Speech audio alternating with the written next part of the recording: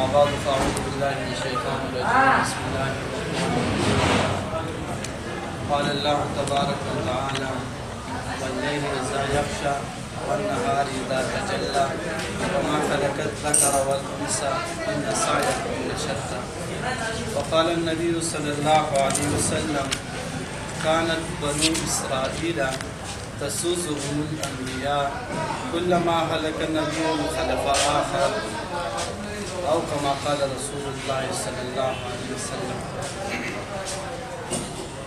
زودو جمعیت طلباء اسلام نظریاتی ډېر شکر گزار یم چې هغوی زما انتخاب کړی چې زه یو صدر په حیثیت د سرپرست په حیثیت باندې زه دوی مقرر کړی یم. انشاءالله العزیز دوی دا اعتماد چې په ما باندې کوم دی دا به زه چرې هم نه غورځوم. دوی له به زه انشاءالله حوصله افزایي ورکوم. دوی چې کوم میشن دی زموږ ټولو کوم میشن دی انشاءالله العزیز دا موږ مخکې رسوو. دا هر چا کوشش مختلف وي ځکه چې رب کریم هم فرمایي چې ان سعیکم لشتا خامخا کوششونه ستاسو دا مختلف دي.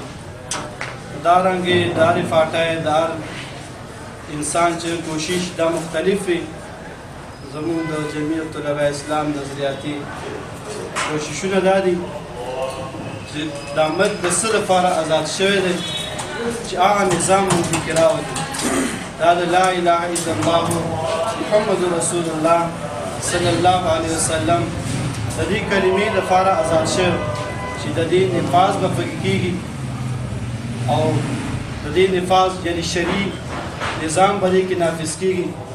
د دې لپاره چې زموږ جمعیت طلباء اسلام نظریاتي دوی دا کوششونه کوي لګیا دي. نو په دې کې مخکې ورځو کې زموږ د ضمني صحابه الیکشن وشو چې په هغې کې انتخاب د صدر د عبدالله خیدر صاحب وشو او په هغې کې د جنرل سیکرټري نواب خان کلابټ د هغې انتخاب وشولو. انشاءالله موږ د هغې باقاعده نن اعلان کوو د هغې چې انشاءالله هغې به دا کوششونه دا محنتونه دا به کوي او د ټول پاکستان کې به موږ انشاءالله تنظیمونه جوړو.